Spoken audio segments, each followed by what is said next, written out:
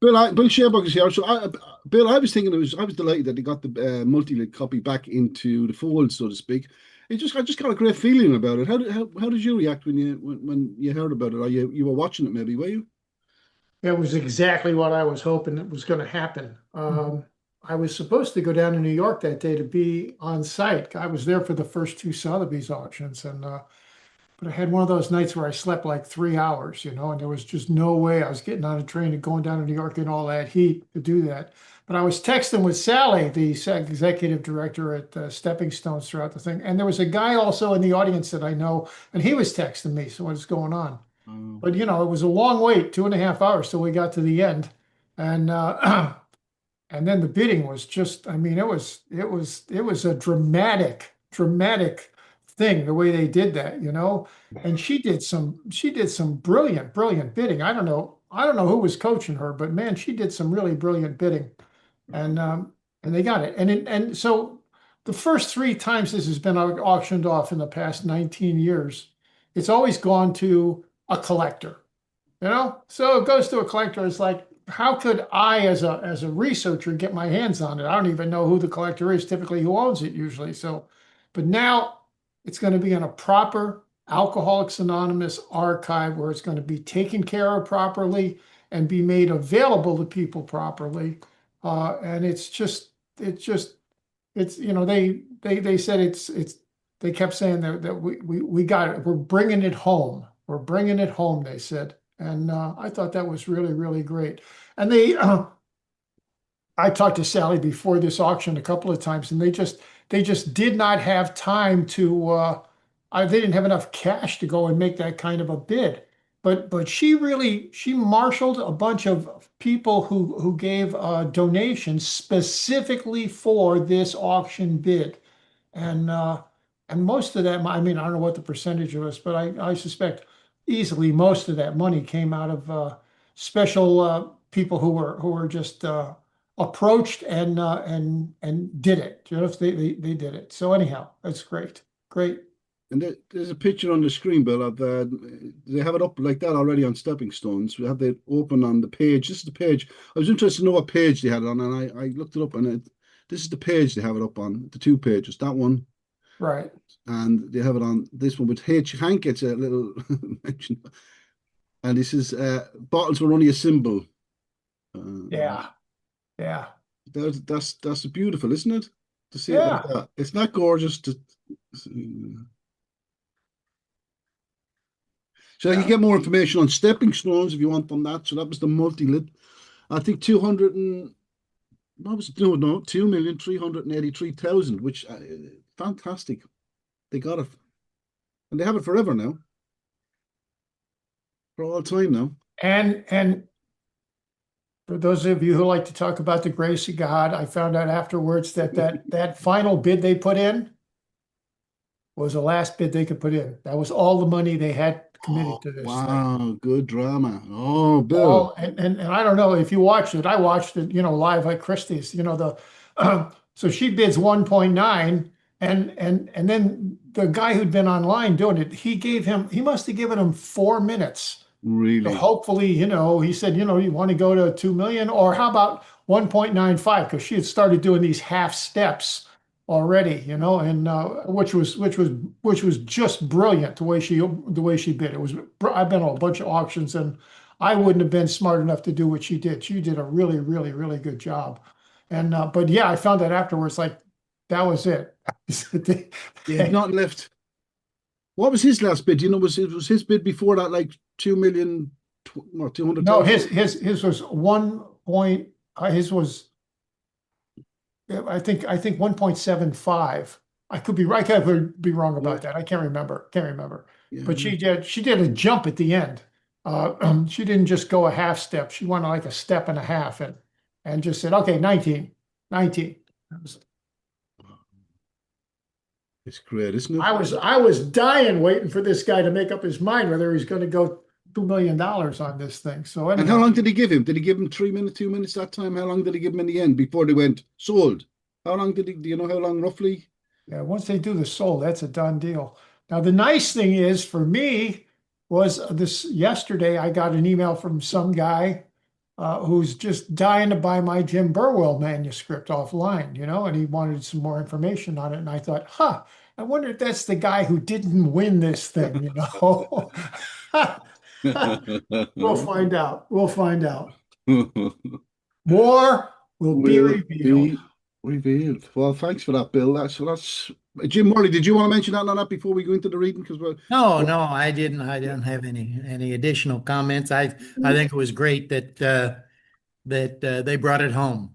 I just and it was, very dramatic. I too watched it live on the Christie's live streaming site, and it was, I was just sitting there waiting. Is it going to go?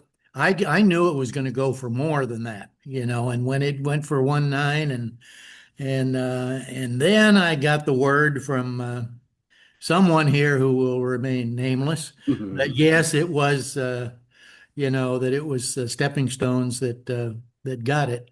That's just it belonged to Lois. In the end, and she wanted it to belong to AA, but it couldn't in the way things happened the last time, how badly it was botched, the whole thing with the GSO suing and all of that. Oh, yeah. So it's about as close as it can be with our traditions and everything else. It's close to home. It's at Stepping Stones where Bill and Lois lived. Kudos to them for making it happen. Yeah. And did you, Bill? So you just said, sorry, you just said that you didn't know who won it. Why didn't you know? You didn't. You weren't being told who was bidding. Is that what was happening? Yeah, no. Oh, The oh, bidders weren't.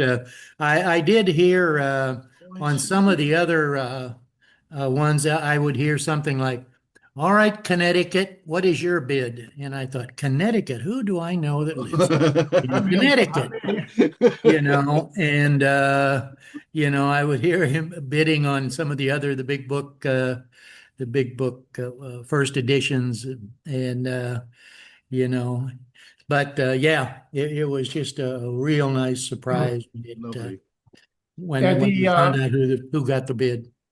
the live feed just focused on the auctioneer. That was it. That's right. all you saw was the auctioneer. Sally sent me a picture of the room from where she was sitting, and there was like one person in 4 or 5 rows in front of her. That's because anybody who's a serious bidder in an auction wants to be in the back of the room so they can see who else is bidding. You don't want to have 4 people behind you challenging you with bids and not knowing who the hell they are. Because sometimes you look at them and you think, that guy's got way more money than I do, so I'm going to shut up, And anyhow, auctions are just, I've been to some crazy, crazy auctions. I was at an auction one time at Sotheby's where there was like 175 lots of rare books, and 165 of them sold to one of these 2 guys that were bidding on the phones back and forth. And every single book they bought, they could have bought online for 2/3 of what they were bidding at Christie's for, at Sotheby's for. It was just, nobody in the room could believe it. There was all these dealers there, and they were, so there's a book that would sell for $10,000, and these guys were buying it for 15, plus the juice. It's a 27% they add on to that the auction house adds on to that these days. Used to be 10 and 15 and 20, then 20. Now it's 27. Yeah, I don't know. Have you ever seen? There was one first edition, first printing that went for what, like $50,000. Have you seen them go that high before? I was surprised at that. Yeah, but that one was signed by Bill. Wasn't it signed by some people? Yeah, I think so. I think it was the first one that they auctioned off. The other ones went for much less. But Yeah, when that one went for 50, I was surprised at that. If there's sign, I mean, I sold the first edition one time. Did not have an original dust jacket that was signed by Bill Wilson, Dr. Bob, and Jim Burwell. And Wow. and I don't know, I don't remember. I think I got 75 grand for that. Yeah. It's and especially if it's dated. As I remember, when Bill Wilson, the one that was signed was like 1956. And the book's 1939. So guys are running around catching Bill at meetings and say, "Hey, would you sign my red book here?" And But if you can get one that's signed in 1939, that's worth more money than one signed in 1956. Just Right. is. Yeah. Well, I have a writing the big book signed by Mr. Sherberg, so I'm going to wait. He signed my first edition of the writing the big book, so that's where I'm at. Mine too. Thank you, Jim. We're reading Writing the Big Book, The Creation of AA. Thank you, Bill Sherberg. Of course, Jim is going to read it along with us, and we've got other members who are going to read as well. So this is titled Chapter 22. Or should I say it's chapter 22. It's titled A Vision for You, and we're in November 1938. I open it up, the first paragraph, and then we go to Jim. So November had been a busy month for Bill Wilson. Besides dealing with Hank's 2 writing projects and whatever fallout, personal or otherwise, that may have accompanied those efforts, he continued to polish the 7 chapters already written and started work on A Vision for You, the chapter which would appear at the end of the first half of the book. In addition to all the distraction caused by this ongoing editing and writing, a truly disappointing event, one that would have a significant impact on Wilson personally and on his subsequent writing of the 12 Steps, occurred in the first week of November. Ebby Thatcher was back in town and he wasn't doing well. Ebby had spent a successful and sober summer on Fitzmayo's farm in Maryland, quote, looking after Fitz's kids, end quote. While there, most of his time and attention had been focused on the Mayo's youngest daughter, who was 7 years old and stricken with diabetes. Thatcher reported his primary job that summer was to take her swimming and watch over her, and he concluded with some satisfaction that he, quote, had a lovely summer with the Mayos. So the first subheading today is Ebby Thatcher's struggle to stay sober. Fitz and Ebby arrived back in Brooklyn on Tuesday, November 1st, and attended the regular meeting there that night. But just a few days later, Ebby Thatcher was dead drunk again, or as he candidly admitted in his later reminiscence, quote, I, of course, reached for the bottle again and was soon in trouble, end quote. Trouble indeed. Not only did Ebby get rip-roaring drunk, he also took 2 other residents of the Wilsons' sober house, Brooke B. and George H., along with him on this drinking spree. Bill was furious, and when he found Ebby and Brooke both drunk again the next day, he threw them out of the house before they could embarrass themselves or anyone else at the meeting that night. Back on the street and with nowhere to go, Thatcher was told about, quote, a place in New Jersey called the Keswick Colony of Mercy for Drunkards, end quote, and he went there shortly after Armistice Day, November 11th. Ebby spent the winter with that group, immersing himself in their very Christian approach to sobriety, which of course was nothing new to him given his earlier involvement with the Oxford group. But religion wasn't working for Ebby Thatcher anymore. He just couldn't stay sober. Even when Jack, his politically influential older brother, got him one of the choice jobs available at the New York World's Fair, held during the summer of 1939 and 1940.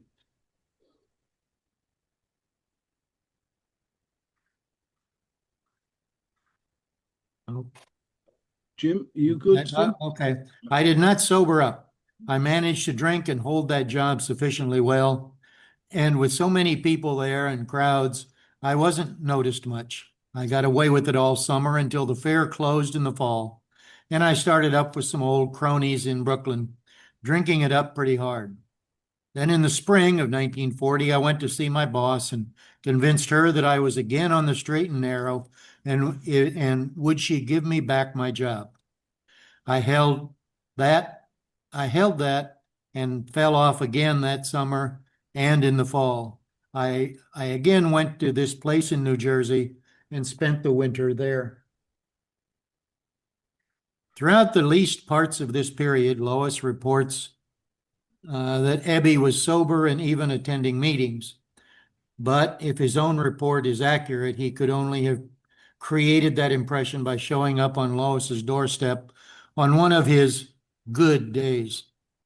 By his own account, he was nowhere close to sober for any length of time, from early November 1938 until he secured a government job in Philadelphia as an associate inspector of naval materials shortly after the attack on Pearl Harbor in December 1941, parentheses, a job that allowed him to keep his distance from alcohol for most of the following year. Bill Wilson could never quite figure out what was missing from Ebby's program, and it was a question that genuinely troubled and perplexed him. Years later, he noted that Thatcher was, quote unquote, sicker than I realized, and speculated that what, quote, caused his backsliding later on, end quote, was most likely the fact that he, quote, took little interest in other alcoholics, end quote. According to Bill, Ebby just never adopted the, quote, when all other measures fail, work with another alcoholic, end quote, model of recovery, or acted on the group's belief that, quote, nothing will so much ensure immunity from drinking as intensive work with other alcoholics. It works when other activities fail, end quote. Ebby Thatcher clearly preferred the lone wolf model, even if it meant that he continued to drink. Lois basically agreed with Bill's assessment, but her opinions on the subject of Ebby's constant relapses went even further.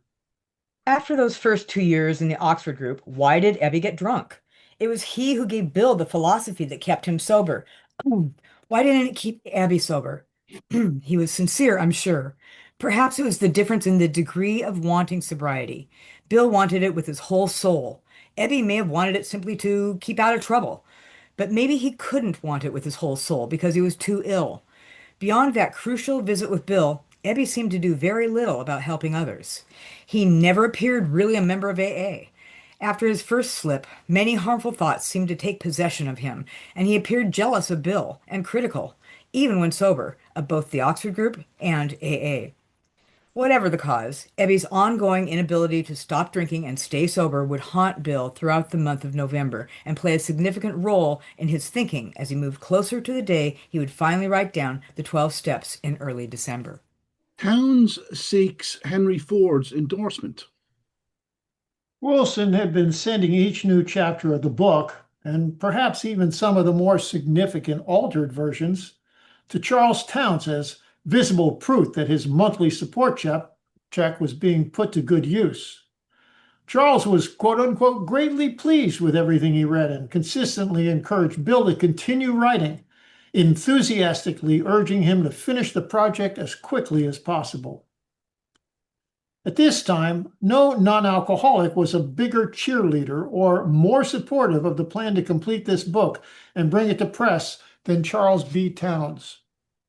But as the manuscript grew, Bill began to worry more and more about, quote, the problem of securing the right person to authenticate the book, end quote. Wilson thought it was of paramount importance that someone famous, someone with instant name recognition, be persuaded to write a preface or foreword for their book, one that would vouch for their work and lend credibility to the chapters that followed. This, he said, was so critical that until they secured, quote, such an endorsement, obviously, publication of the book would have to wait, end quote. Besides the clear value of such a name endorsing their solution for alcoholism, Bill had two other reasons for his refusal to publish until he could include such a prominent public testimonial. First, he was convinced that a glowing endorsement by a really famous man would generate enormous publicity and thus guarantee them a large initial sale of the book. In addition, with such a high-profile endorsement in place, Wilson was confident they could easily raise the $2,500 needed to print the book, along with whatever funds would be required immediately after publication to maintain their operation while the book's royalties began to cover expenses. Bill's dream candidate for this prominent person to write was such a preface had long been and continued to be the celebrated car maker Henry Ford. A more famous name, with a legendary hatred of alcohol and an established commitment to temperance, could hardly be imagined. Bill discussed the problem with Charles Towns and enlisted his support in his attempts to make contact with Ford. Trading on their past relationship, however brief and tenuous it may have been in 1914 or 1915, Charles wrote a letter of introduction for Bill on his personal letterhead addressed to Henry Ford. November 16, 1938. Mr. Henry Ford, Detroit, Michigan. Dear Mr. Ford, this will introduce to you Mr. William G. Wilson. Mr. Wilson has had remarkable success during the last 4 years in the rehabilitation of the alcoholic drinker. His work has a semi-religious background, and he has summed it up in a manuscript which is now ready for the press, except for the foreword. In considering the matter of someone who would give this publication the prestige it should have, I could find no one I thought would be so eligible to do this as yourself. You doubtless can recall the conditions under which we met some years ago, before the opening of the Ford Hospital. In view of my special work and your interest in trying to reclaim the alcoholic unfortunate, I was invited to Detroit as your guest, and as a result, 2 physicians associated with your sociological department brought to my hospital in New York a dozen patients addicted to drugs and alcohol, and the results were satisfactory to all concerned. I would appreciate any consideration you may give this request. Very sincerely yours, Charles B. Towns, CBT. Towns mention of the fact that the manuscript as quote now ready for the press except for the forward end quote is a bit problematic, since this was certainly not true on November 16th, 1938. However, Charles's claim can be understood in 3 possible ways. First of all, saying the book was ready for the press would make the need for a forward just that much more pressing, and thereby hopefully elicit a swifter response from Ford.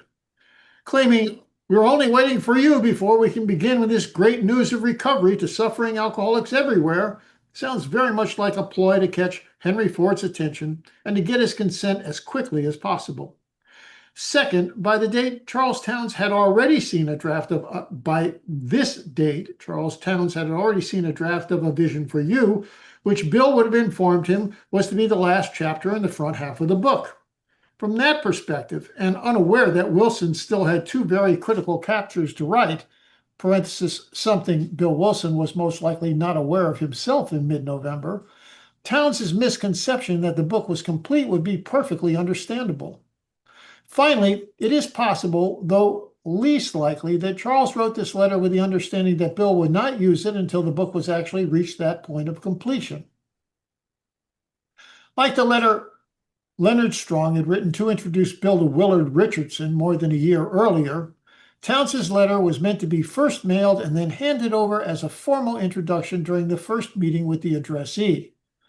Unfortunately, the actual use of such a letter was predicated on getting an appointment with the great man, and this was something neither Towns nor Wilson ever managed to do. 7 weeks later, in his January 4th letter to Frank Amos, Bill was still looking for someone to facilitate this all-important connection with Henry Ford, and he earnestly noted that, quote, the discussion of the manner of approach, end quote, to people such as Ford and other prominent men, quote, should perhaps be one of the main considerations of the next foundation meeting, end quote. If the Rockefeller people couldn't open that particular door for them, then who could? However, there is no record that Bill Wilson ever met with Henry Ford, and therefore he never had the opportunity to present Charles Towns' letter or to get a polite face-to-face refusal for his request. Whatever attempts Bill made to reach the legendary automaker were successfully blocked by one of the many functionaries who typically surround and buffer the super rich from ever having to deal with such solicitations directly. A vision for how to get and stay sober. Bill Wilson knew that sooner or later he would have to face the challenge of creating a chapter that outlined in the clearest possible terms the actions needed to get and then stay sober. It was, he later commented, a problem that, quote, had secretly worried their life out of, quote, unquote, him for months before he finally got around to writing it.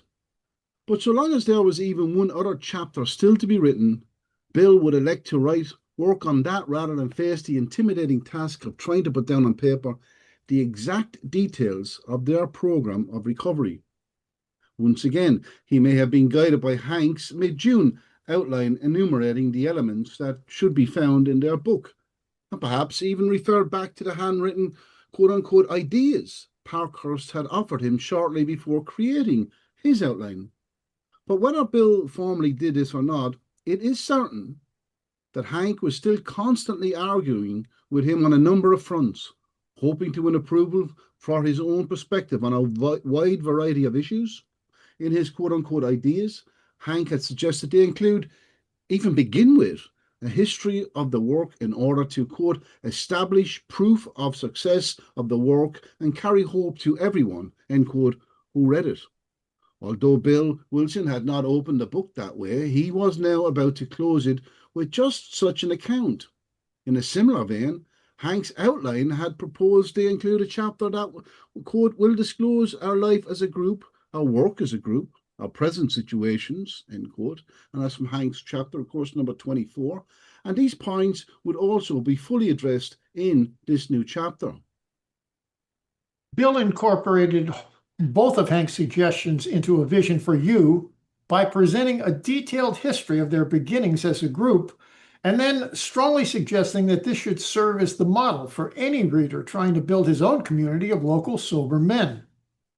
The chapter was nothing less than an earnest presentation of the extremely high hopes both Wilson and Parkhurst had for the book, and their confidence that it would not only carry the message of recovery to isolated individuals, but also provide a concrete and practical plan that would spark the formation of Alcoholics Anonymous groups all across the country.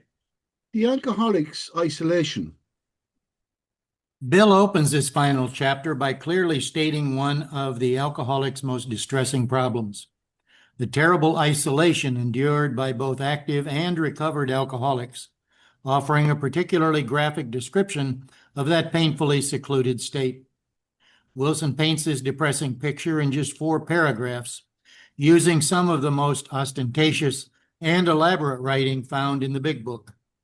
Bill was certainly known to produce his fair share of purple prose over the years, but the writing here is so ornate and extravagant that it is enough to make one wonder if he didn't start this chapter by modifying and correcting a document originally written by Hank Parkhurst, and that some of Hank's verbal excesses had simply slipped through the cracks during the editing process. The following quote from the second paragraph of the chapter more than adequately demonstrates these flowery excesses. In the quote, "As we became subjects of King Alcohol, shivering denizens of his mad realm, the chilling vapor that is loneliness settled down. It thickened, ever becoming blacker. Some of us sought out sordid places, hoping to find understanding companionship and approval. Momentarily we did. Then would come oblivion and the awful awakening to face the hideous 4 horsemen: terror, bewilderment, frustration, despair. Unhappy drinkers who read this page will understand." In the end quote. This florid account of the drinker's isolation is followed by an almost equally grim prediction of the loneliness the ex-alcoholic will face once he quits drinking. Although sober, he will now, quote, "be unable to imagine life either with alcohol or without it. Then he will know loneliness such as few do. He will be at the jumping off place. He will wish for the end," end quote. In despair, such a man will desperately ask, quote, "Am I to be consigned to a life where I shall be stupid, boring, and glum like some righteous people I see? I know I must get along without liquor, but can I? Have you a sufficient substitute?" End The quote. fellowship as the solution. Having so luridly illustrated the problem, Wilson then is only slightly less effusive in his presentation of the wonderful solution he claims to be so close at hand. Yes, there is a substitute, and it is vastly more than that.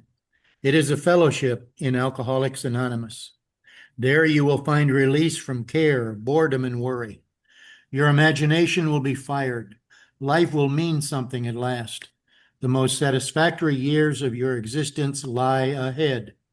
Thus we find the fellowship, and so will you. In a nutshell, this is the promised vision that Bill is offering the new man: a meaningful life lived within a growing community of sober men, free from boredom, care, and worry, a life that will prove to be not just exciting, but truly richer and more satisfying than anything the reformed drunk has ever experienced before.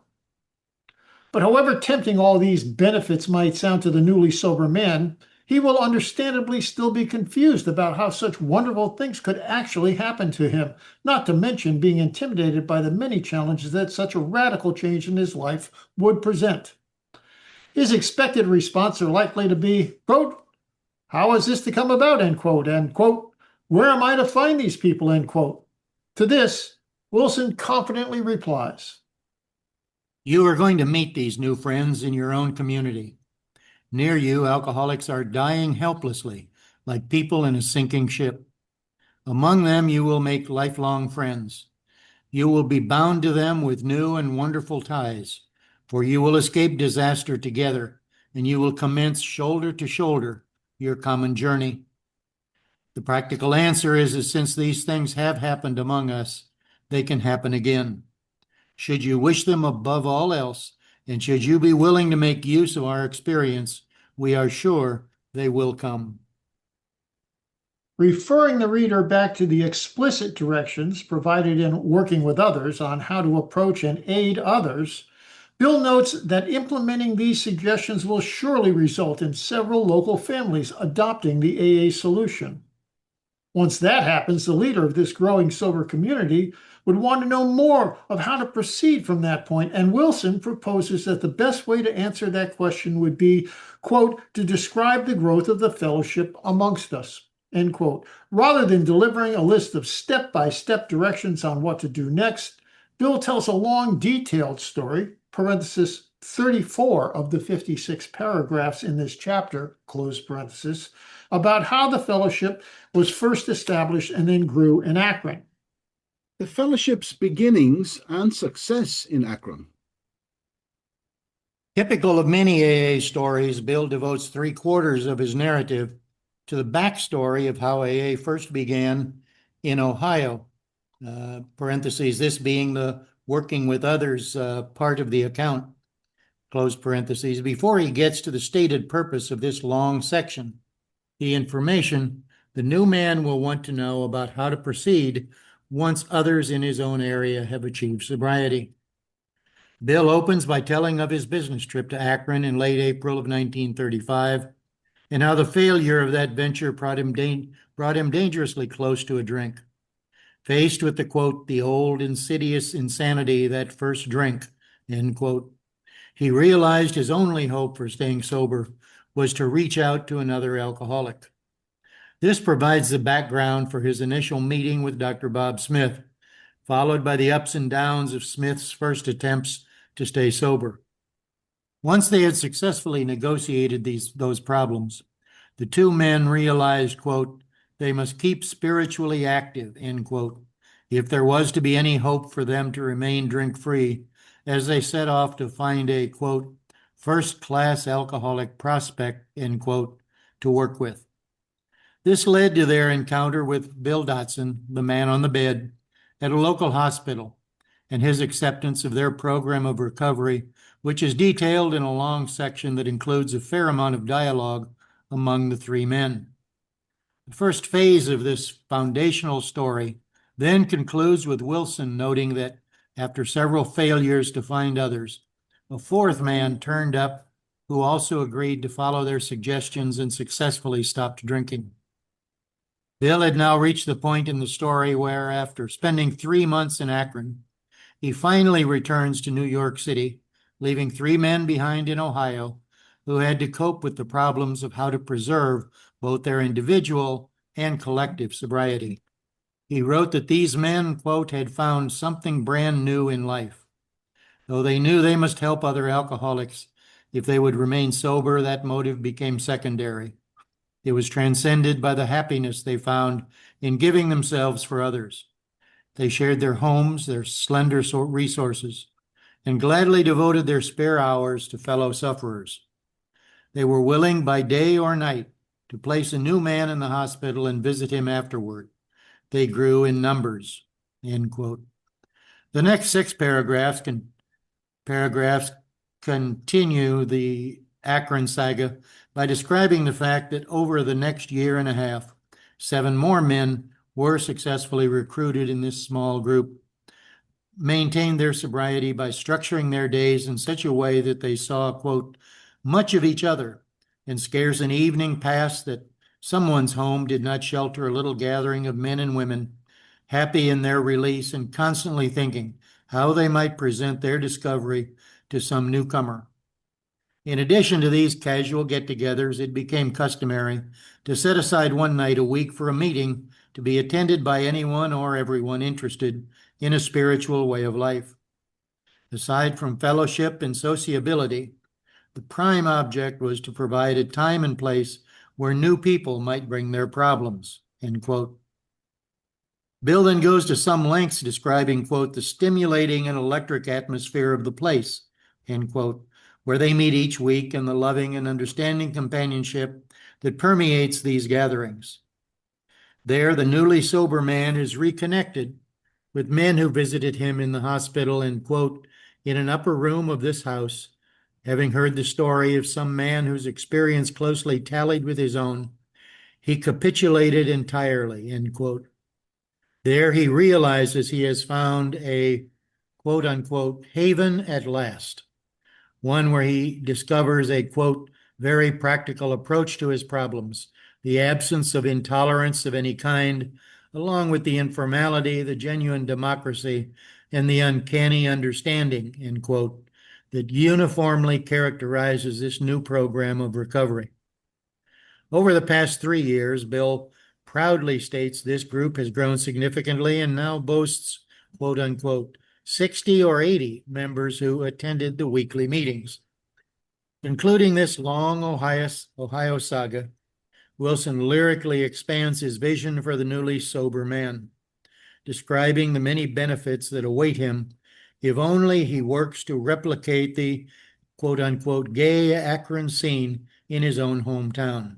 Quote, but life among Alcoholics Anonymous is more than attending meetings and visiting hospitals, cleaning up old scrapes, helping to settle family differences, explaining the disinherited son to his irate parents, lending money and securing jobs for each other when justified. These are everyday occurrences.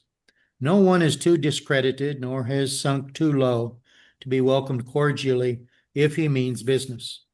Social distinctions, petty rivalries, and jealousies, these are laughed out of countenance.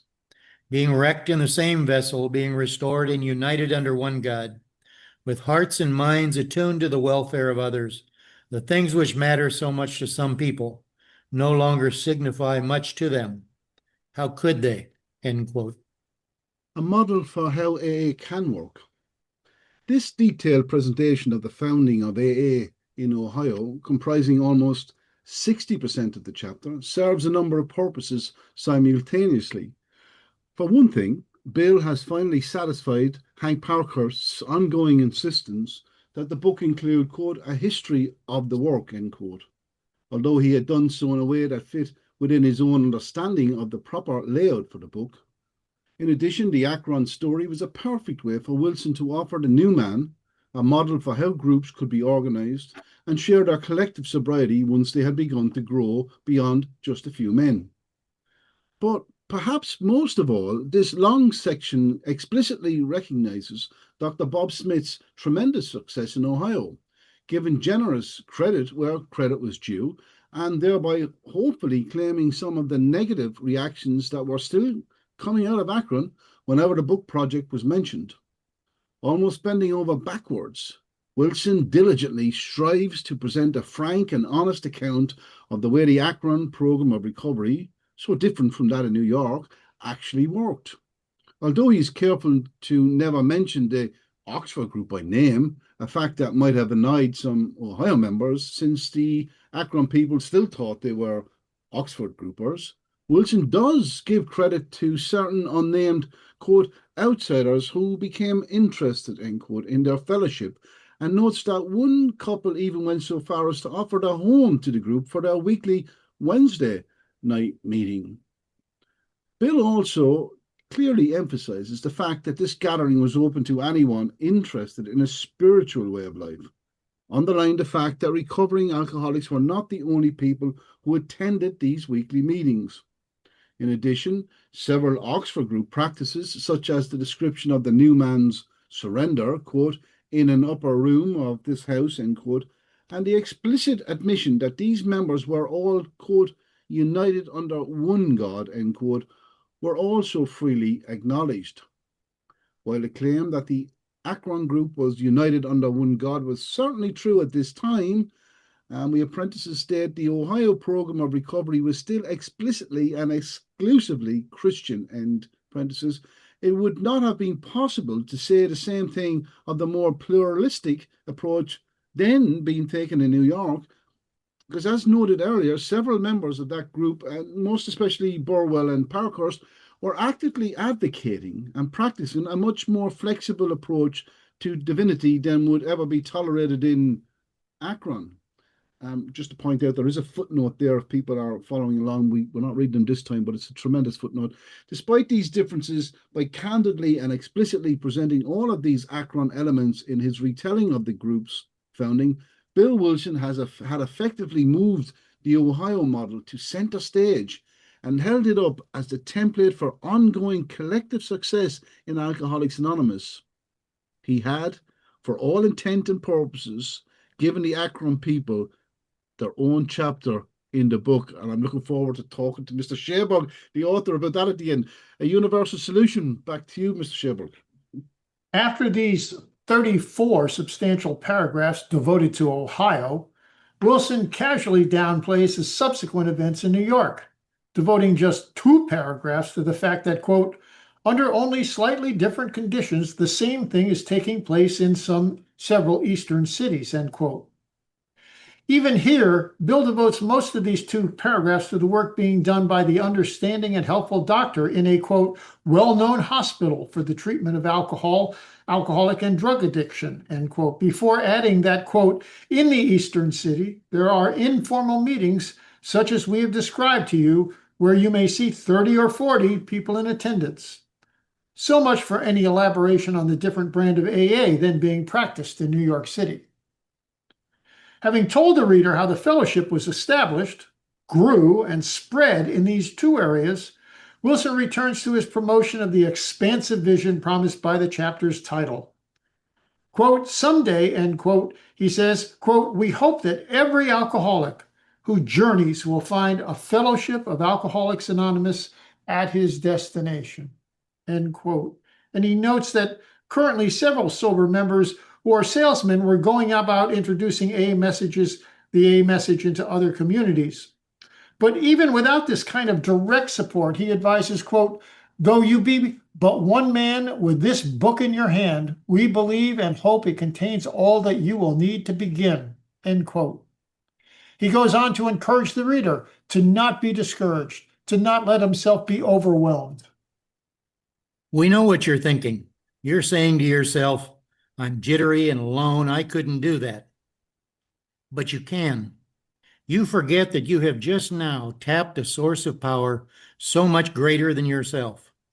To duplicate with such backing what we have accomplished is only a matter of willingness, patience, and labor. Once again, Bill reinforces his point by telling a story, this one about a member of the fellowship who recently, parenthesis, quote, only a few days ago, as this writing, end quote, close parenthesis, had moved to a new town where, quote, but a few weeks, end quote, he discovered that it, quote, probably contained more alcoholics per square mile than any city in the country, end quote. The man contacted the prominent local psychiatrist who had, quote, certain responsibilities for the mental health of the community, end quote. This doctor freely admitted his inability to provide any meaningful help to active alcoholics, and he agreed to the man's suggestion that the AA program should be tested, quote, among his patients and certain other alcoholics from the clinic which he attends, end quote. This doctor's acceptance resulted in the introduction to, quote, the chief psychiatrist of a large public hospital, end quote, who also agreed to try the new method with, quote, some others from the stream of misery which flows through that institution, end quote. So our fellow worker will soon have friends galore. Some of them may sink and perhaps never get up. But if our experience is a criterion, more than half of those approached will become fellows of Alcoholics Anonymous. When a few men in this city have found themselves and have discovered the joy of helping others to face life again, there will be no stopping until everyone in that town has had his opportunity to recover, if he can and will. This belief in the universal applicability and accessibility of their new method of getting sober is typical of Bill Wilson's enthusiasm about recovery. He was certain it would be successfully adopted wherever and whenever it was given an honest opportunity to succeed. The quote, road of happy destiny, end quote. In his stirring conclusion, considered important enough to be regularly read aloud at some AA meetings today, Bill Wilson concludes the front half of the book on a high note. He begins by emphasizing their thoroughly pragmatic approach to recovery and then proclaims the benefits that are freely available to the new man if only he abandons himself to God, quote, unquote, as you understand God, and then carefully follows the pathway to recovery that has been methodically laid out for him. Our book is meant to be suggestive only. We realize we know only a little. God will constantly disclose more to you and to us. Ask him in your morning meditation what you can do each day for the man who is still sick. The answers will come if your own house is in order. But obviously you can't transmit something you haven't got. See to it that your relationship with him is right, and great events will come to pass for you and countless others. This is the great fact for us. Abandon yourself to God as you understand God. Admit your faults to him and your fellows. Clear away the wreckage of your past. Give freely of what you find and join us. We shall be with you in the fellowship of the Spirit, and you will surely meet some of us as you trudge the road of happy destiny. May God bless you and keep you until then. Towns approaches the AMA. Charles Towns was particularly pleased with this new chapter, so much so that he immediately included it in one of his many efforts to publicize and promote the fellowship.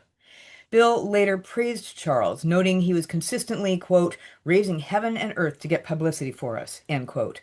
And in November, Towns's attempt to get publicity for them took the form of a long letter to the American Medical Association, quote, setting forth his observations on the work, end quote, and requesting their support for this new method of curing alcoholism.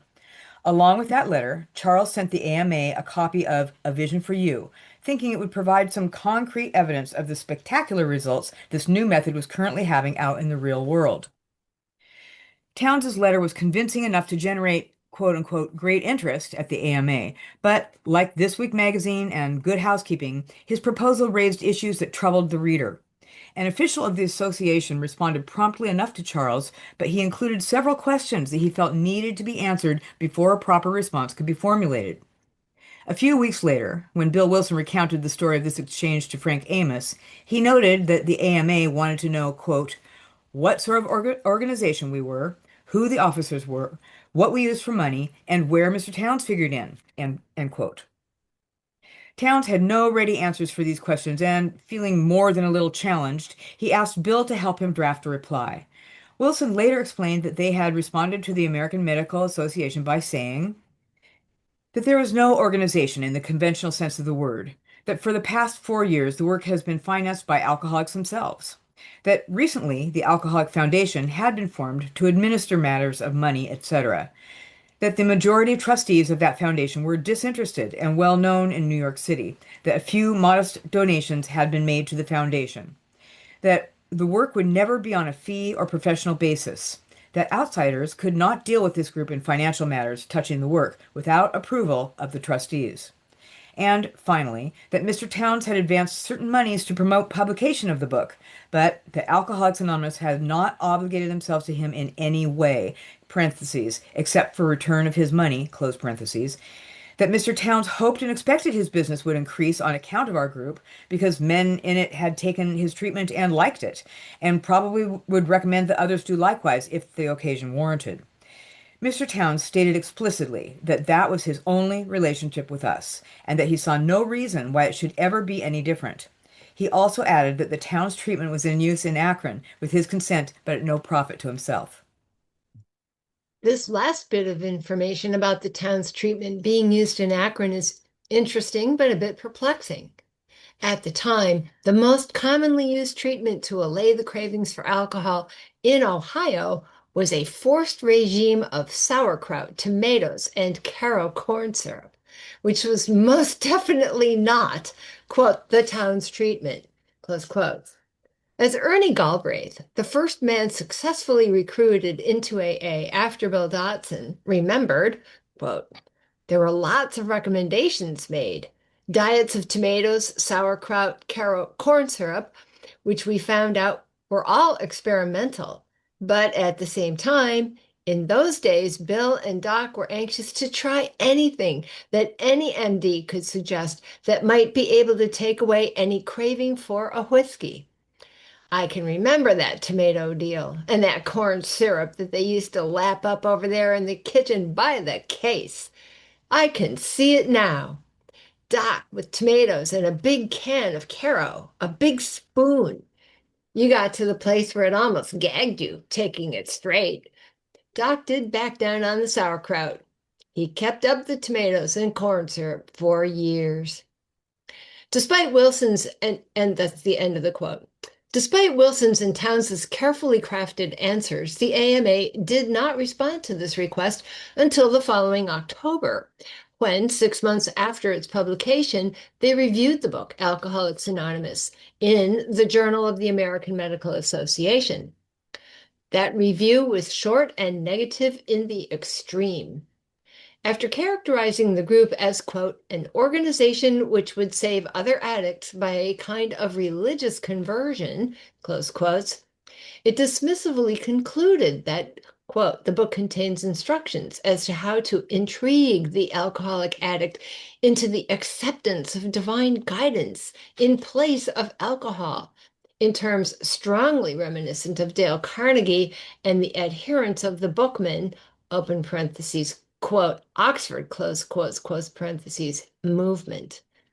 The one valid thing in the book is the recognition of the seriousness of addiction to alcohol. Other than this, the book has no scientific merit or interest, close quotes. So much for the 1938 hopes that the American Medical Association would support AA's program of recovery. Wishing Bill Wilson a happy birthday. November ended on a high but somewhat unusual note. Bill Wilson turned 43 years old on the 26th of the month, and early that day he received a phone call from Dr. Bob Smith wishing him a, quote, happy birthday, close quotes. But Bob said nothing to prepare him for the flurry of at least 11 celebratory telegrams that arrived at Clinton Street later that day. One from New York was sent by an otherwise unknown person, Mary Lewis, who wished, quote, may your beautiful efforts toward humanity see many more happy birthdays. Your book will prove to the world your sacrifices and goodness, close quotes. Another local telegram originating in Brooklyn was signed, quote unquote, all of us, and read, quote, happy birthday, Bill. We feel this an appropriate time to let you know how thankful and grateful we are that God chose you to help us over the rough spots, close quotes. The other 9 telegrams all came from Akron, sent by Bill Dotson, Archie Trowbridge, Paul Stanley, Ernie Galbraith, Tom Lucas, T. Henry Williams, Dick Stanley, Wally Gillum, and Walter Bray, frequently including their wives as co-signers. Most of these messages confined themselves to standard short greetings and wishes that Bill's day would be happy, but a few were a bit more expansive.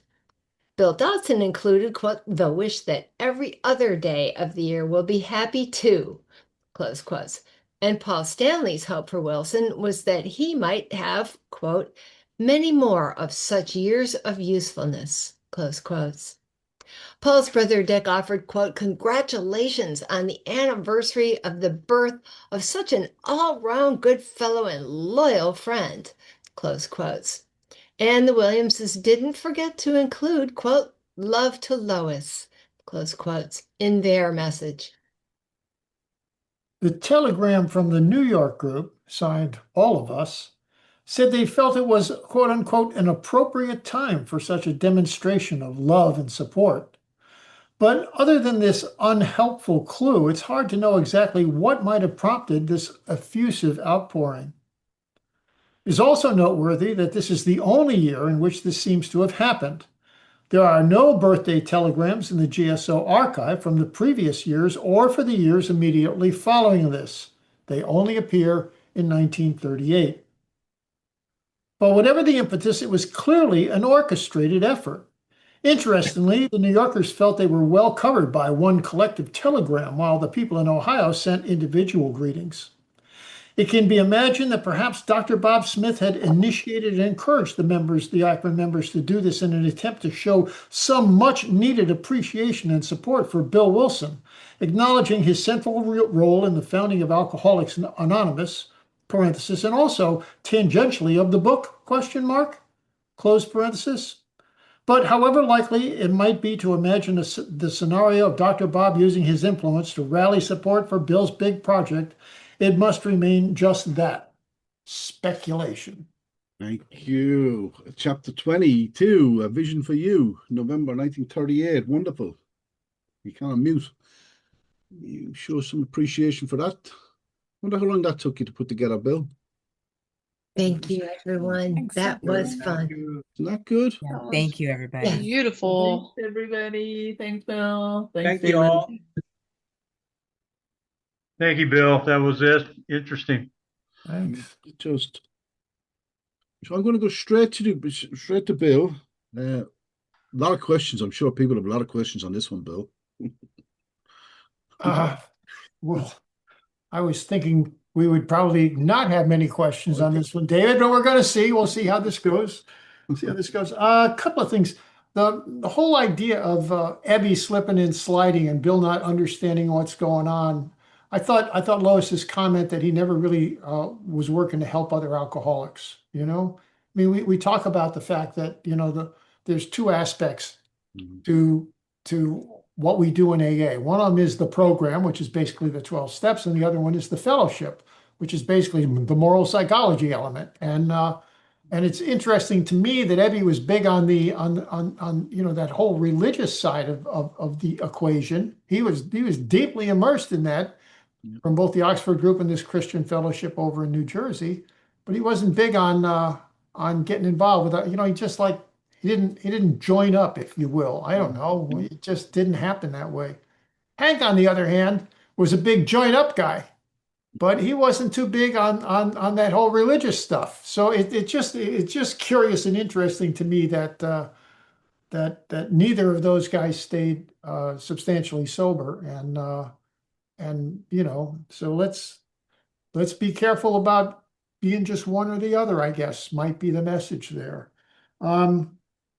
The other thing is if you've seen my presentation on working with others, all these suggestions at the bottom of page 426 about maybe why he was saying the manuscript was close to completion. I'm convinced now, I wasn't when I read this book, that this third suggestion here is the appropriate one. And I went back and as you'll see in that presentation, if you watch it, I went back and found 4 letters from November, 2 from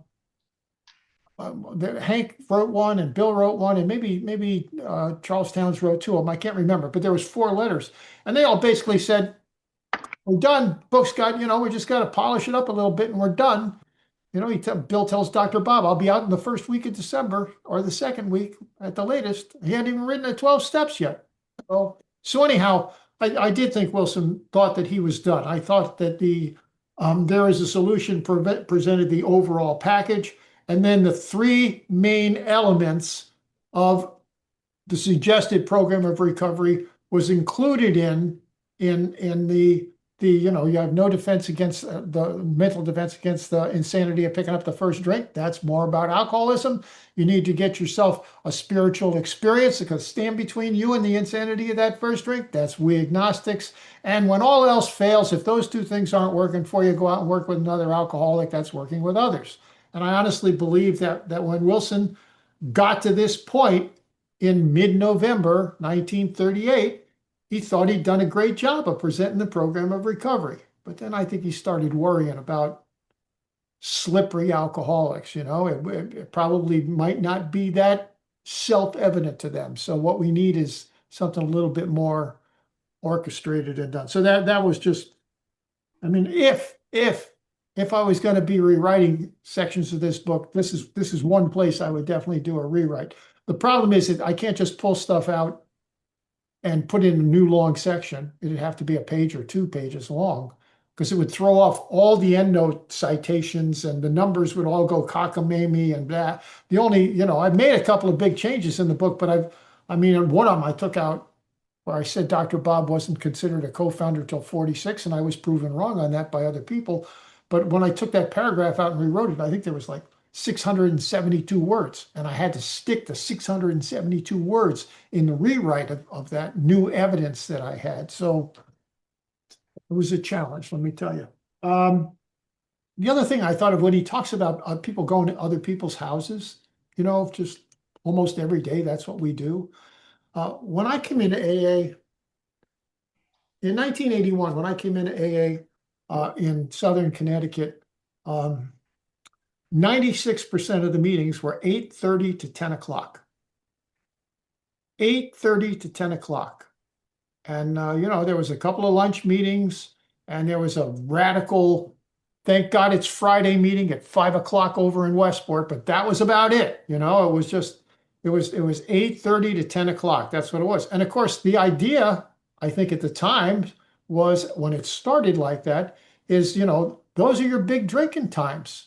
You're out of work, you've just had some dinner, and it's, if you're gonna have a slip, this is the sweet spot here. This is the problematic area. So what do? You go to a meeting from 8:30 to 10 o'clock. And in Connecticut, they were closing the liquor stores by 10 o'clock. You couldn't go out and buy booze. So if you didn't have any booze in your house, you were safe.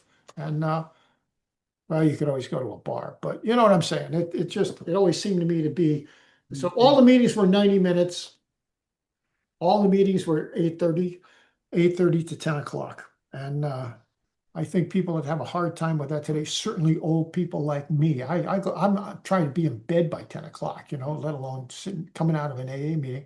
And when I was 38 years old, when I got sober, I would be, we'd go out afterwards for coffee, and I'd be drinking coffee until midnight and then going to sleep.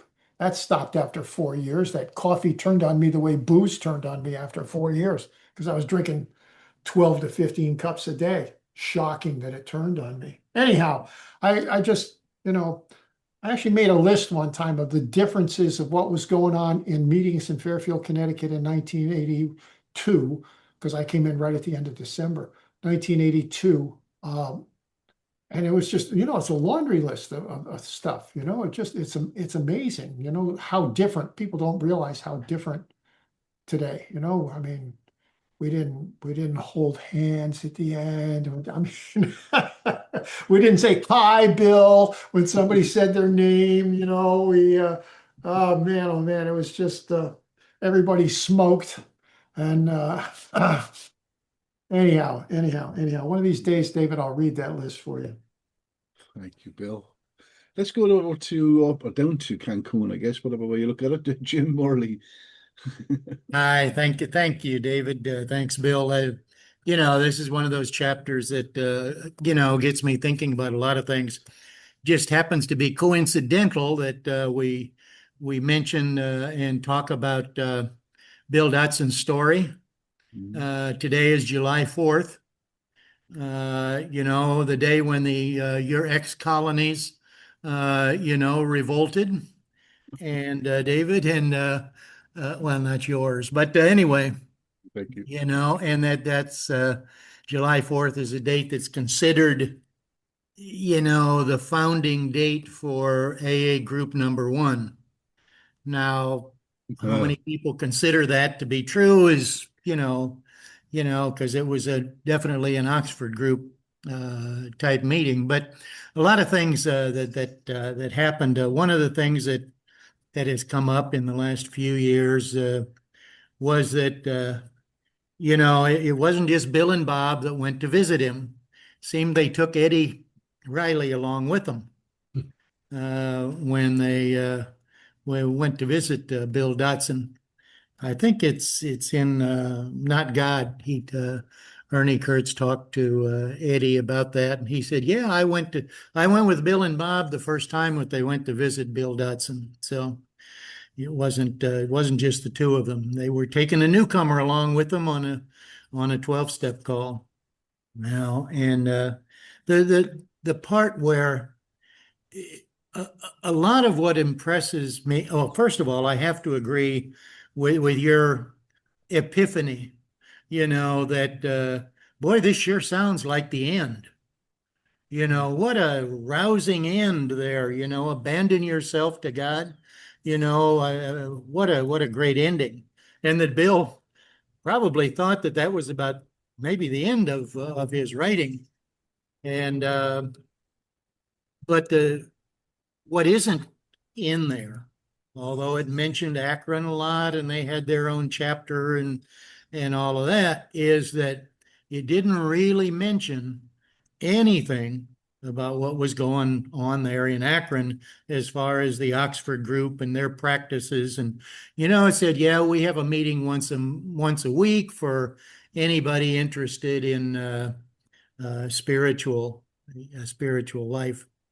And but when he talks about spiritual life, he said, well, we have to be spiritually active, and it didn't mention that they, had meetings or they went to church every day or they practiced yoga or did meditation or anything religious. In fact, they had to be spiritually active. And what did they do? They went to the hospital. That the focus seems to be, from what Bill tells in this story, is on fellowship. And only in about that last paragraph does he even mention anything that could be construed as any kind of steps. Abandon yourself to God, and help others clean up the wreckage of the past and that sort of thing, very in general terms. Maybe it was after that he realized that maybe I got to be a little more specific, because there was no, it talks about, hey, this is the fellowship and this is, this is your hope for salvation is the fellowship. No mention about that he very specifically gets into in chapter 5 that he wrote later, hey, here are the steps we took, which are suggested as a program of, there was nothing that about, hey, here's what we did. We were doing some steps and things like that. There's just nothing in there about any kind of steps or anything. But, a very hopeful chapter. I still, as many do, I still question about why the hell did he use the word trudge? Just doesn't make any sense to me. And I want a historical reason. I want Bill to tell me why he used that word. But anyway, one of the mysteries of the universe. Maybe we'll find out one day. But a great chapter. I found it very, very hopeful. So thank you. Thank you, Jim Worley in Cancun. Before we just go into the Q&A, just raise your virtual hand first. I just want to let you know we're starting out this coming Friday. We're going to be going through Bill Schaberg's YouTube channel. We're going to start at the forewords. Bill went through all forewords, Doctor's Opinion, and all the chapters. So we're going to follow through that. I've been through the book many, many times with Joe and Charlie. I've been through it with Howard Eber, and I'm going to go through it with Bill Schaberg on YouTube. I have listened to them individually, but I'd like to go through. We're going to go through it on a Friday night. So that's this coming Friday. And then we have, as I just showed you there, we have a presentation on Distilled Spirits, which I think is an interesting book as well. Jim uses that a lot in his presentations, or sometimes he uses it. He quotes it. So that's Distilled Spirits by Don Lattin. Jim, you were in contact with him for us. And That's 17. And then Joe coming back on the 24th. And they're doing Joe and Charlie and the Big Book Awakening. Okay, you can raise your hand. I've got a question, but I want to wait and see someone else come in first. No, maybe I'll just ask you this, Bill, because Bill Sherbuck, I've been listening to you and reading your book for 6 years now, and it's been incredible. I have to say, it's just incredible. One of my favorite paragraphs in the big book is the subject of King Alcohol. You just slate that. Every time I read that, I think, no way, that is a great chapter, Bill Sherbuck. And I have to put up on the screen again, and I have put it, and I love this chapter. This is one of my favorite chapters. I quote it when I do a show. Subjects. I said, I'm not a subject. I was born in a republic. I'm not a subject. I had become a subject of King Alcohol. And I just love this chapter. But you use these words, Bill Sherbuck, most ostentatious and elaborate writing, you said. And then you said ornate and extravagant. Please help me say that you were having enough day when you wrote that. But you're writing as a writer, of course, aren't you? You're writing, you're quoting, or you're analyzing it, or you're commenting as a writer. It's not so much analysis, David. It's a reaction. Yeah. It's just one of the things, I was telling somebody just yesterday, Sarah and I, we both appreciate good writing, at least what we think is good writing, and we always seem to agree on it. I mean, she'll tell me I've got to read. I remember one time she told me I had to read some article in the New Yorker about chicken farms, and I was like, I don't want to read 12 pages on chicken farms. And she was like, this is really well written, William. You got to read this. And I did read it, and it was really well written.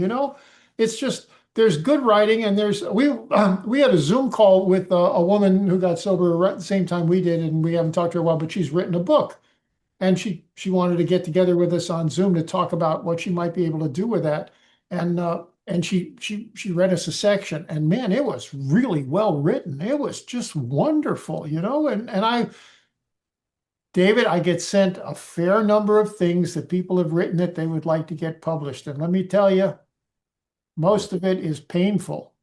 Really. I mean, for me, it's painful. I don't know. Maybe it reads well for other people, but it doesn't read well for me. So this whole, where are we, David? What page am I on here? Well, I have it on my thing here. Yeah, I don't need it. I'll find it in the thing here. It's I find it 428. Thank you very much. Thank you. Yeah. As we became subjects, okay, so right there, I'm going south, of King Alcohol, okay, shivering denizens of his mad realm. I mean, it's just like, it's great. I love it. It's great. Give me a freaking big break here, Well, listen, I'm reading that. That was me, but I'm identifying. I'm thinking I was a shivering denizen of this alcohol king. Well, David, if it, different strokes for different folks, as we say, but you're looking at it from, but it's just that sounds like pure Hank Parker's to me. It really does. I appreciate it. But do you think you've been a bit too harsh on it, though, Bill? I find the writing. I mean, I know you identify with it. I'm not taking you down for that. I'm not going to. No, I do. But I find that writing laughable. Right. Wow, that's interesting. Gigi is nodding as well. What does that say about me? I often, when I get to that, I say, what does that say about me then? But I love it. I think it's great. David, if it's standing between you and the insanity of picking up the first drink, we love it. It's wonderful writing. And your writing is wonderful. I do love your writing, but I think Wilson really talks to me when I read that as an alcoholic. Yeah. But thank you for that. I appreciate you commenting back on that. I really do. So Gigi, you're not. I thought you liked that as well. Gigi, you don't like that as well? I can't stand the purple prose. Oh my! I have never liked the purple prose. It was one of my objections, along with the sexist tone of the book. That was one of my primary reactions of angst and just what really. This is the book that's supposed to get me sober. Oh, ugh. And I love Trudge. Trudge balances out that purple prose for me. Right. Trudge makes it real. Trudge right, is okay. The definition that I have for trudge is not this to walk slowly and heavily because you are tired or working very hard. The definition I have is to walk with purpose. And that makes a lot of sense to me. To walk with purpose I'm trudging. Okay. It doesn't imply that I'm overburdened and, just so stressed out trying to stay sober. No, I have some reason to be doing this work. And it makes sense to me. Whereas the drama of Purple Prose doesn't do it for me at all. Yeah, that's interesting. It doesn't. Not at all. Hey, Gigi, I just got a note that in the book that started it all, which has all the corrections and suggestions for changes, Yeah. nobody thought trudge was a problem. There's no suggestion to change trudge. Ah. Yeah. Yeah. So obviously, people who were working hard felt like they were trudging.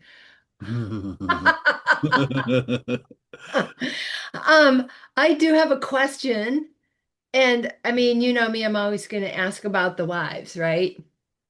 The numbers on pages 430 and 431, or page 430, it refers to men and women, but there weren't any women alcoholics at this time, were there? And on 431, it talks about 60 to 80 people in the room. And then on 432, it talks about 30 to 40 people. They're talking about the alcoholic men and their wives here, are they not? You're muted, Bill. No. Wilson played fast and loose with those numbers all the time. I mean, it's just, Yeah.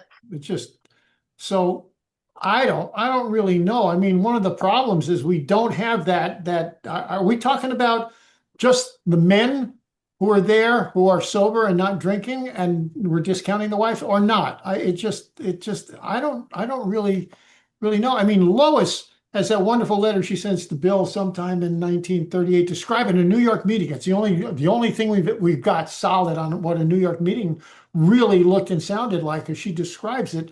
But she says how many are there, and you don't know whether she's counting the alcoholics or just the alcoholics or the alcoholics and their wives.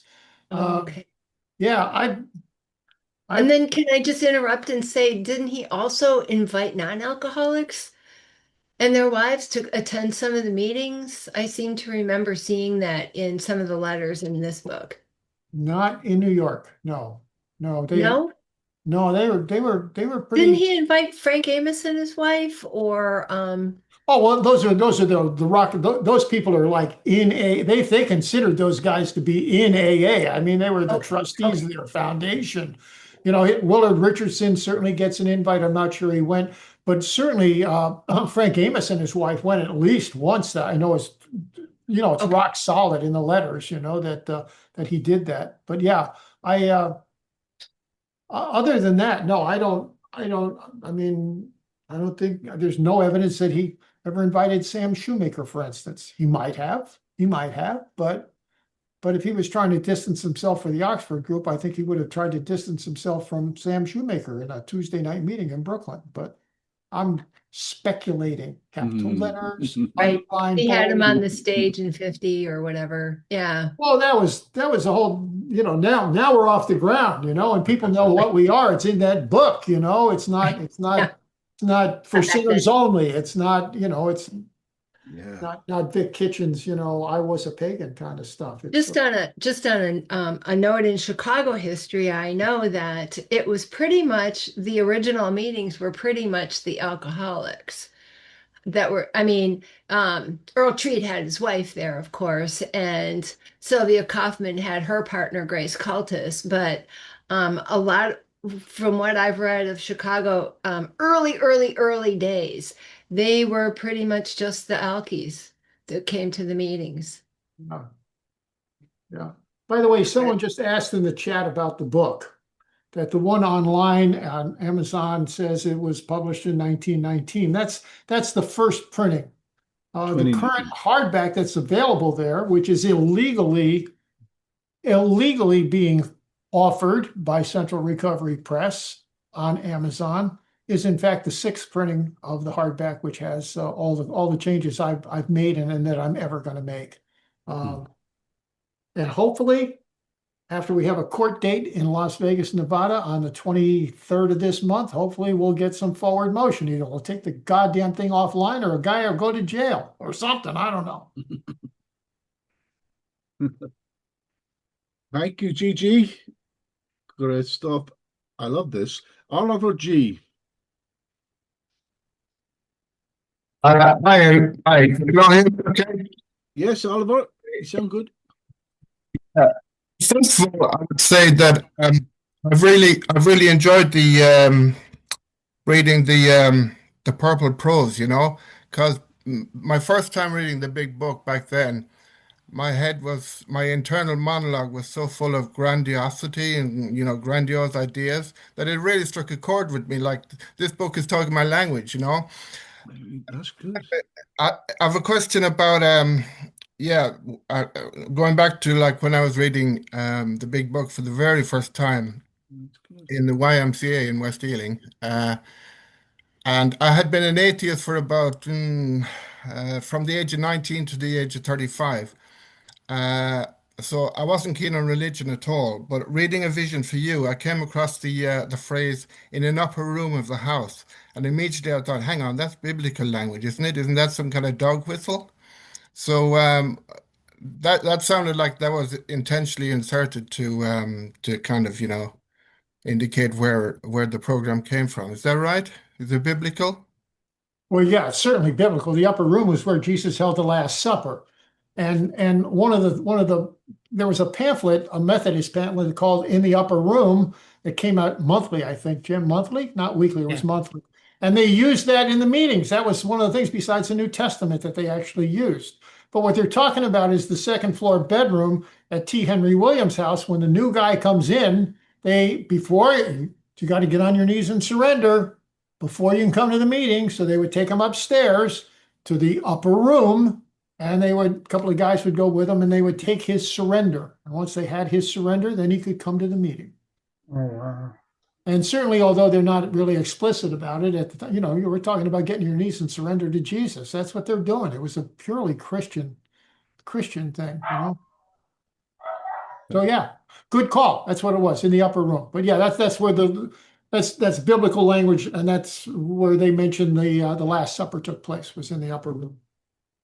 Thank you. Oliver, you're in And West London. excuse me, and I've been to Jerusalem. I've been in the upper room, except it's in a building that was built in 700 AD, not in zero. So there you go. Credit the Franciscans for the fraud. Good story. Good story. Oliver, you're in West London. You're in West London. Is that where you are? Yeah. Hot man. Thank you. Robert J, are you coming in before I want to ask Bill something one more? Robert, are you coming in? You're unmuted. Did you want to come in?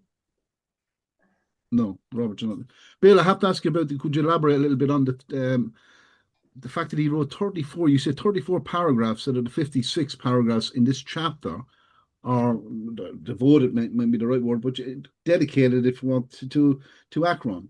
How did he get away with that with the New York crowd? That he only gave the New York the kind of he put Akron as center stage. How did he kind of get away with that? Well, I don't think it was a get away with anything, David. I think the people in Akron were very aware of the attitudes towards Bill Wilson individually and towards the book project specifically out in Akron. So, I mean, it seems to me like it's a pretty bold-faced, transparent, blowing smoke at Akron to get them on their side. Just as, you know, Wilson was a consummate politician. I've said that over and over again. You know, I mean, he had in June, late June letter to Dr. Bob, probably the 24th, he wanted, you know, Anne to write a story for the back of the book, the life of an alcoholic. And again, I think that was just a political move. Man, we could get, now Bob has to write something for the book because his quote unquote sponsor, they didn't call him that at the time, but the guy who got him sober is telling him he's got to write a story and mail it over to New York. But boy, if we could get Anne to write a story, how cool that'd maybe sell this whole book idea to those people out there that are being such a pain in the ass out in Akron, Ohio about it. So I don't think there was pushback on that, David. I think they were pretty damn clear that in New York that they had the answers, and it was a much more liberal, less Oxford group. You know, I mean, the absolutes have been gone for a year at this point. They were gone, baby. You know, they weren't doing the absolutes in New York. You can go to Ohio AA today, and somebody will tell you got to do the 4 absolutes. Wow, thanks, Bill. Thanks, Bill. And does anyone else want to come in? And say, Hank Parker, Sky Wilson. Oh, there you go. Robert, you jump in. Come on, please. Yeah, my name is Robert. I'm not Bill, you answered my question about the upper room. You know, because I love the vision for you, and I thought Clarence Snyder went up to the upper room too. But you answered my question. No, Clarence, most guys did their surrender in the hospital. And Clarence Right. he famously did his surrender in the hospital. I quote that in the book here. You know, Dr. Bobbs said, you know, you got to get on your knees and surrender to Jesus. And Clarence says, I don't pray. And he said, get on your knees. I'll tell you what. And then Clarence gets on his knees and Dr. Bob says, Jesus, this is Clarence. He's a drunk and he needs your help. And Clarence, this is Jesus. You better ask him for help. You know, he literally says that stuff. That's what they were doing. But most of these guys were in fact taking their surrenders, doing their surrenders in the hospital on their knees. And then they could just go to the meeting because, oh yeah, we got his surrender. But his ticket's punched. But if it didn't happen in the hospital, then you had to go. If you're coming to T. Henry Williams' house on a Wednesday night, you had to go up in the upper room and get on your knees and do a surrender. Okay, yeah, you answered my question. Thank you, Bill. You're welcome. Thomas, nice. Yeah, Bill, I just would like, if you have time, our friend in Australia had a follow-up question on the printing of the book before she is able to purchase it in Australia. She wants to know how she can be sure that she's getting the most current printing and updated version of the book. Well, I appreciate Thomas. The most common at the moment, the only copy available online is the hardback with a dust jacket. And the hardback with the dust jacket is currently being printed by a company named Ingram Sparks. That's the only way you can get an Amazon dust jacketed book. You got to go through Ingram Sparks. And those books are printed on demand.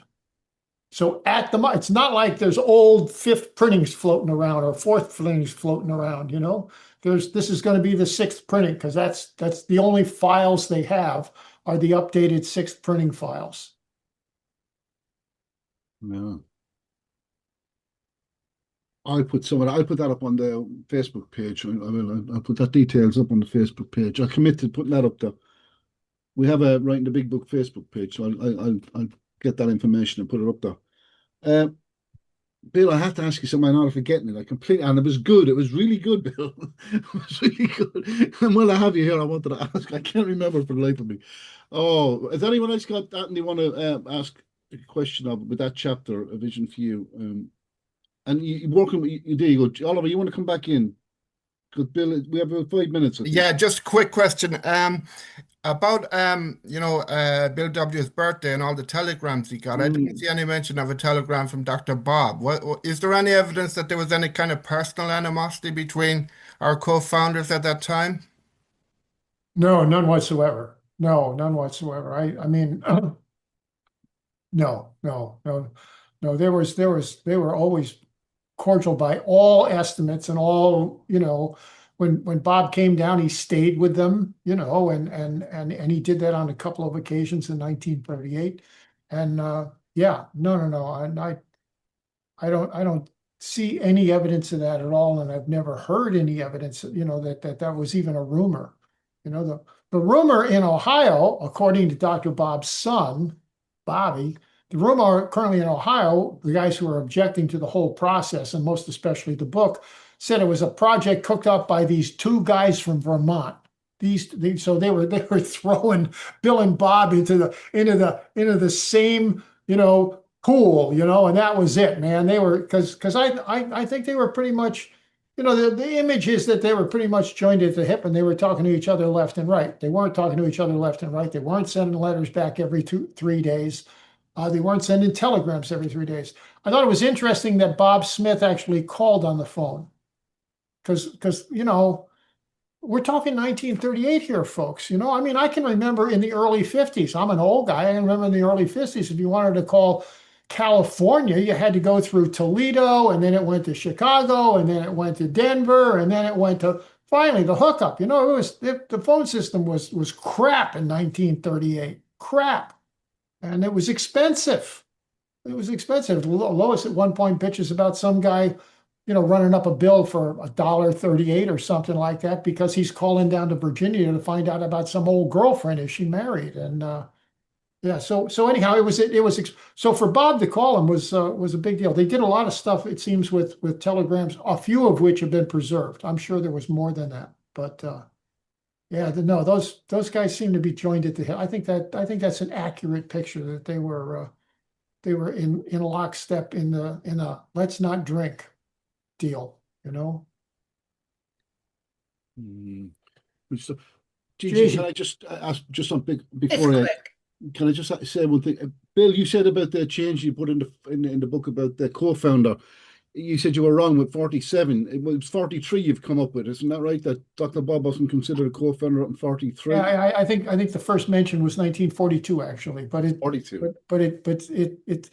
if you've got the old version of the book, then you got the addendum online. You can pull that down and do that. But yeah, it's Yeah. that is on. I don't know what page it is.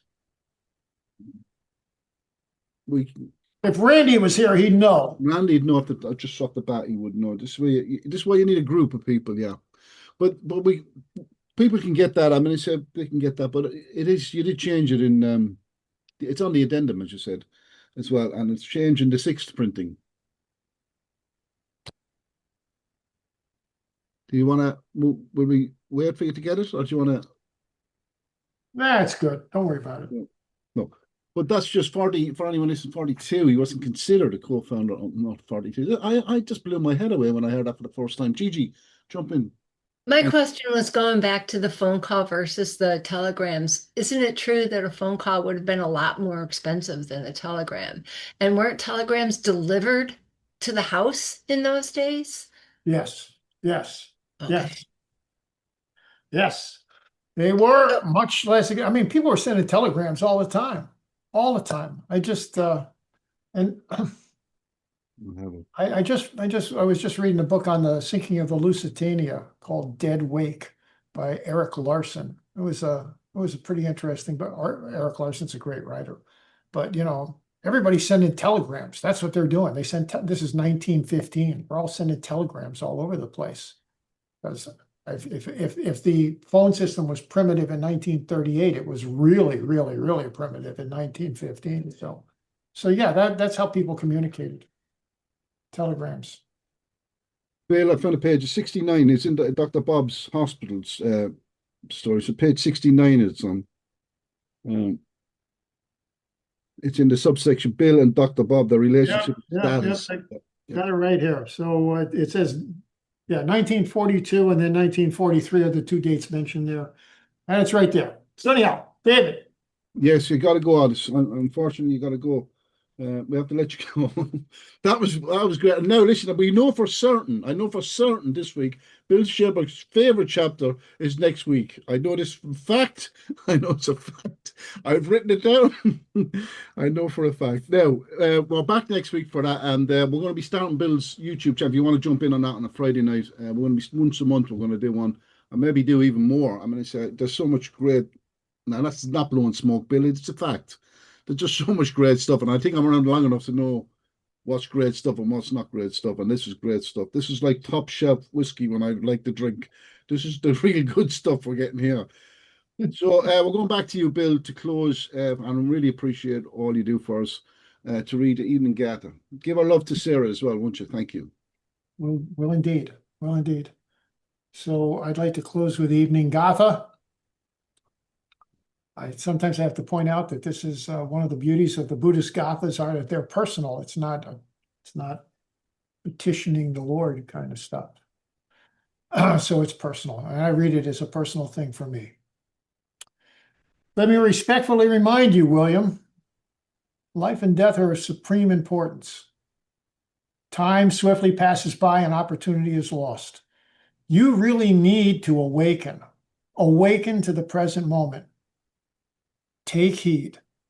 This very night, your days are diminished by one. Do not squander your life. Thank you, Bill Sherberg. Thank you, everyone. Thank you, Bill. What a great session today. Learned a lot. Thank you very much. And happy 4th of July. Thank you. Thanks, everybody. Wonderful workshop. See you guys Thank you so tomorrow. much. See you, God Kathy. Thank you, bless. Bill. Thank you, everybody. Bye-bye. See you all Thank you, next week. guys. Happy 4th of July. Yes, Birthplace of AA, the USA. Thank you. indeed for Wonderful. that. Indeed for that. Yes, yes, yes, yes. Take Thank you, care, Thank you guys. David. so Thank you. much. Thank you, everyone.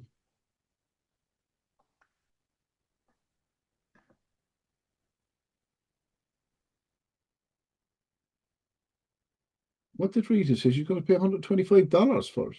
Oh my God, they get it from America. Oh.